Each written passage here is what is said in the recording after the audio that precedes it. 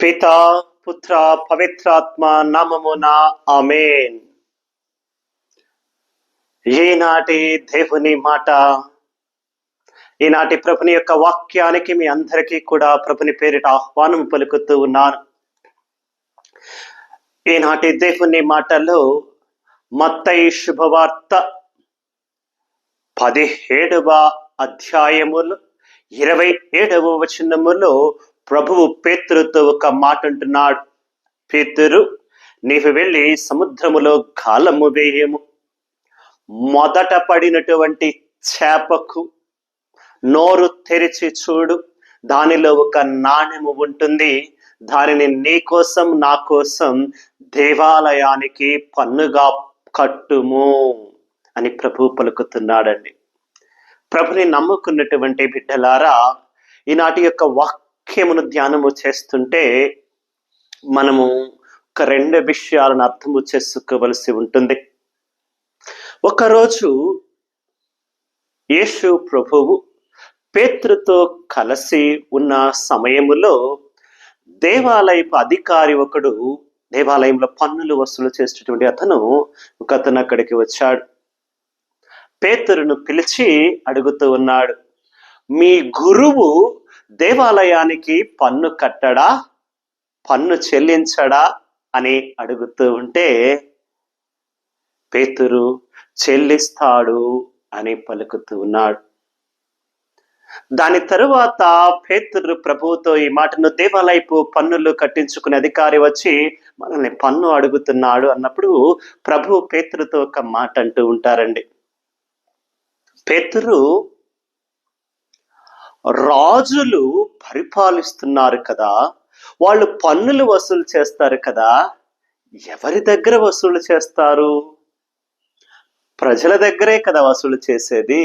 వాళ్ళ ఇంట్లో వాళ్ళ దగ్గర పన్నులు కట్టించుకుంటారా రాజులు? వాళ్ళ కుమారులు కుమార్తెల దగ్గర పన్నులు కట్టించుకుంటారా? వాళ్ళ భార్య పిల్లల దగ్గర పన్నులు కట్టించుకుంటారా? రాజు యొక్క కుమారులు రాజుకు కప్పము కట్టరు కదా, పన్ను కట్టరు కదా.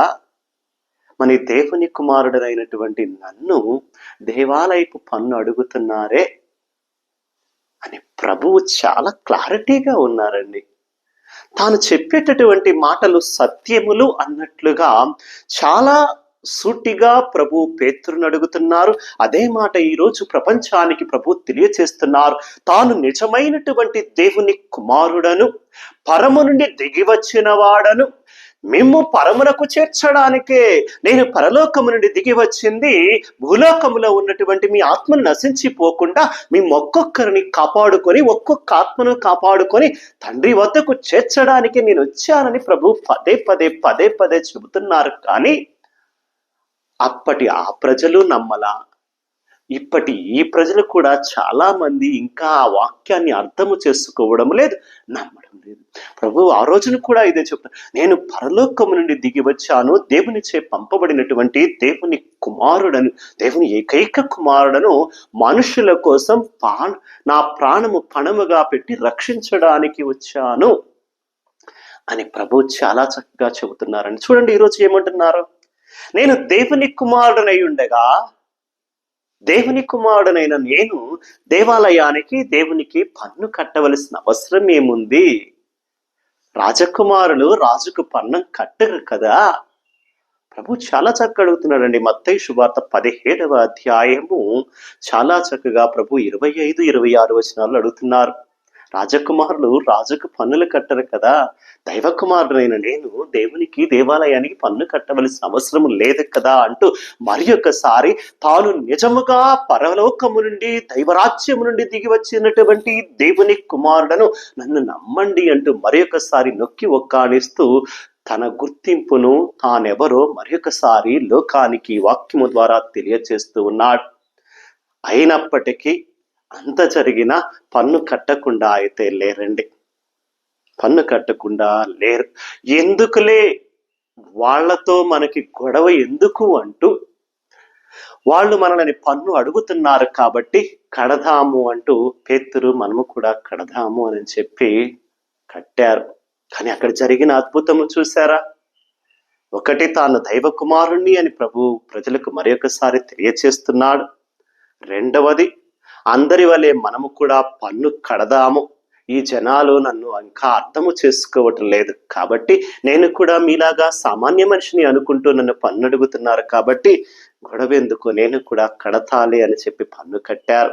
తాను చెల్లించవలసినటువంటి పన్నును చెల్లిస్తూ నీతివంతముగా న్యాయముగా ప్రభు జీవించారు అనడానికి మరొకసారి ప్రభు మంచి పౌరునిగా నీతివంతముగా న్యాయముగా దేవాలయానికి కట్టవలసినటువంటి పన్నును కట్టడము ద్వారా మరొకసారి మనకి గుర్తు చేస్తున్నారు.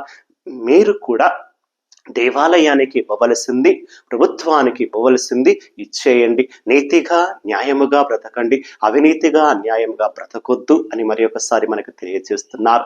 మూడవదిగా ఇక్కడ గుర్తు పెట్టుకోవలసినటువంటి మాట మత్తయి సువార్త 17:27 ఈనాటి సువిశేషం ఆఖరి వాక్యములో ప్రభు పేతురుతో అంటున్నాడు, మనం పన్ను కట్టాలి కదా పేతురు, నువ్వు వెళ్ళి చేపలు పట్టు, గాలము వేసి చేపలు పట్టు. మొదటి చేప, ఏ చేప అయితే మొదటిగా పడుతుందో ఆ చేప నోటిని తీసి అక్కడ ఉన్నటువంటి నాణ్యాన్ని తీసుకెళ్ళి నీ కోసం నా కోసం పన్ను కట్టు అంటున్నాడు. అద్భుతం కదా అండి. చేపలు పట్టు, పన్ను కట్టాలి అని పేతురు అంటుంటే నువ్వు వెళ్ళి చేప పట్టు అంటున్నాడు ప్రభు. పేతురికి అర్థమై ఉండదు, ఏంటి ఈయన పన్ను కట్టాలి అంటే నన్ను చేపలు పట్టమంటాడు అని అనుకున్నాడు. సరే, చేపలు పట్టి అమ్మి తెచ్చి కట్టమంటున్నాడా అంటే కాదు, దాని నోట్లో నాణ్యం ఉంటుంది అంటున్నాడు. నిజమైనటువంటి భగవంతుడండి, భగవత్ స్వరూపుడు, నిజమైనటువంటి దైవ కుమారుడు, లోకరక్షకుడు అయినటువంటి యేసయ్య, సర్వ సృష్టికి మూలకారుడైనటువంటి యేసయ్య, సర్వము ఎరిగినవాడు కనుక, సర్వము తెలిసినవాడు కనుక, సర్వవ్యాప్తి సర్వవ్యామిగా ఉన్నటువంటి యేసయ్య ఈరోజు చాలా చక్కగా మరొక అద్భుతాన్ని చేస్తున్నాడు. చేపలు పట్టు, మొదటి చేపలోనే నోరు తెరిచి చూస్తే నాణ్యం ఉంటుంది, అది తీసుకుని కట్టు పన్ను అని అంటున్నారు. దేవుని నమ్మినటువంటి బిడ్డలారా, ఈనాటి వాక్యములో మనం నేర్చుకోవలసినటువంటి గొప్ప సందేశము మరొకసారి యేసు ప్రభు నేను దేవుని కుమారుడను అని నొక్కి ఒక్కాణిస్తున్నారు. అయినప్పటికీ కూడా మంచి పౌరునిగా నీతిగా న్యాయముగా జీవిస్తున్నాడు, సత్యవంతుడు కనుక ఎవరికి ఎటువంటి ఇబ్బంది లేకుండా కట్టవలసినటువంటి పన్నును తాను కడుతున్నాడు. పన్ను కట్టడానికి అద్భుతం ద్వారా చేప నోటిలో నుండి నాణ్యము తీసుకుని రమ్మంటూ మరొకసారి తన అద్భుత శక్తిని ప్రపంచానికి ఈ రోజున తెలియజేస్తున్నాడు. యేసయ్యను నమ్ముకున్నటువంటి బిడ్డలారా, ఈరోజు నీకు నీ కుటుంబానికి ఆశీర్వాదకరముగా మారాలనుకుంటున్నారా? దేవుడు దీవెనకరముగా ఉండాలనుకుంటున్నాడా? నీ జీవితము దీవించబడాలా, నీ కుటుంబం ఆశీర్వదించబడాలని ఎదురు చూస్తున్నావా? నీవు చేయవలసిందల్లా ఒక్కటే, ప్రభువు నిజముగా దైవ కుమారుడని, లోకరక్షకుడని, నిన్ను కాపాడేటటువంటి రక్షకుడని, కాపాడువాడని ప్రభుని అంగీకరించు. నీ యొక్క వ్యక్తిగతముగా నీ కుటుంబానికి రక్షకుడిగా, నీ జీవితాన్ని నీ రక్షకుడిగా ప్రభుని అంగీకరించు, నమ్ము, విశ్వసించు. ప్రభు ఈరోజు నీ జీవితంలో నీ కుటుంబంలో ఏదో అద్భుతము చేయబోతున్నారు. చేప నోటి నుండి నాణ్యాన్ని తీసినటువంటి ప్రభు ఈరోజు నీ కుటుంబములో నీ జీవితంలో ఉన్నటువంటి కష్టాన్ని, బాధను, శ్రమను తీసివేసి నిన్ను దీవిస్తాను, నీ కుటుంబాన్ని ఆశీర్వదిస్తానంటున్నాను. ఈనాటి వాక్యం మీకు దీవెనకరముగా మారాలంటే, ఆశీర్వాదకరముగా మారాలంటే ఈ వాక్యాన్ని మీతోనే ఉంచుకోకుండా 10 మందికి పంచండి. ఒక్కొక్కరు కనీసం ఒక్కరికైనా ఈ వాక్యాన్ని షేర్ చేసి వాక్యాన్ని ఇతరులకు పంచండి. సువార్త సేవలో మీరు కూడా భాగస్థులు కండి. యేసు ప్రభువు మనలను, మన జీవితాలను బాగు చేస్తూ ప్రతి ఆత్మను కాపాడి రక్షించడానికే వచ్చాడు. ప్రతి ఆత్మ కాపాడి రక్షించబడాలంటే ప్రతి ఒక్కరికి వాక్యం అందించబడాలి. కనుక నేను పడుతున్న తపనలో మీరు కూడా భాగస్థులైతూ ఈ వాక్యాన్ని ఇతరులకు అందించి వారు కూడా ప్రభుని తెలుసుకుని నమ్మి విశ్వసించి మీ వలె వారు కూడా మంచి క్రైస్తవ బిడ్డలుగా జీవించడానికి కావలసిన అవకాశాన్ని వారికి ఇవ్వమని ప్రభుని దీవెనలు మీ కుటుంబానికి ఈరోజు కలుగుతుంది అని మాటిస్తున్నా. నమ్మండి, విశ్వసించండి, నాతో పాటు ఏకీభవిస్తూ ప్రార్థన చేయండి. ఈ వాక్యము మీకు దీవెనకరంగా, ఆశీర్వాదకరంగా మారుతుంది. అందరూ కళ్ళు మూసుకొని ప్రార్థన చేసుకుందాం. ప్రేమామయుడైనటువంటి యేసు ప్రభువా, దైవ కుమారుడా, సత్యవంతుడా, నీకే స్తుతులు, స్తోత్రములు.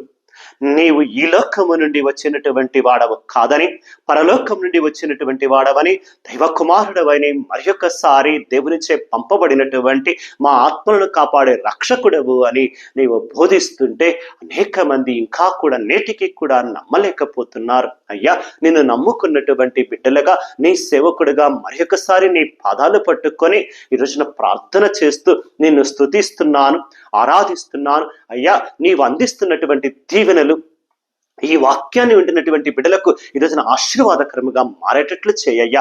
అనేక మంది బిడ్డలు కష్టముతో, వ్యాధితో, బాధతో, రోగముతో, శ్రమలతో, సమస్యలతో అల్లాడిపోతున్నారయ్యా. ఎక్కడికి వెళ్ళాలో, ఎవరి వద్దకు వెళ్ళాలో, ఆదుకునేవాడు ఎవడో, కాపాడువాడు ఎవరో తెలియక అల్లాడిపోతున్నటువంటి బిడ్డలు నిన్నే నమ్ముకొని నీ సన్నిధికి వచ్చి అడుగుతున్నారయ్యా. యేసయ్యా, నన్ను దీవించయ్యా. యేసయ్యా, నా కుటుంబాన్ని కాపాడయ్యా. యేసయ్యా, నా రోగాన్ని నయము చేయయ్యా. యేసయ్యా, నా సమస్యకు పరిష్కారం ఇవ్వయ్యా. యేసయ్యా, నా కుటుంబానికి దీవెనకరంగా మారయ్యా యేసయ్యా అంటూ ప్రార్థిస్తున్న ప్రతి బిడ్డ ప్రార్థన వినయ్యా యేసయ్యా. ప్రతి బిడ్డపై కరుణ చూపండి, జాలి చూపండి. ప్రతి బిడ్డను ఆశీర్వదించండి. ఏ ఆత్మ నశించిపోకుండా ప్రతి ఆత్మను కాపాడమని, ఏ కుటుంబము నాశనం అయిపోకుండా ప్రతి కుటుంబాన్ని రక్షించమని ప్రత్యేక విధంగా ఈనాటి ప్రార్థనలో పాల్గొంటూ ఈ యొక్క వాక్యాన్ని వింటున్న ప్రతి బిడ్డను కూడా నీవు దీవించి ఆశీర్వదించి నీ కృపానుగ్రహాలతో నింపుతూ అయ్యా, ఈ వాక్యము ద్వారా, ఈ ప్రార్థన ద్వారా ప్రతి బిడ్డకు, ప్రతి కుటుంబానికి దీవెనకరంగా, ఆశీర్వాదకరంగా నువ్వు ఉండమని, ఆ కుటుంబాలను మరింతగా దీవించి ఆశీర్వదించమని యేసు ప్రభుని పరిశుద్ధ నామమున అడిగి వేడుకొనుచున్నాము తండ్రి. ఆమేన్. పితా, పుత్ర, పవిత్రాత్మ నామమున amen. God bless you all.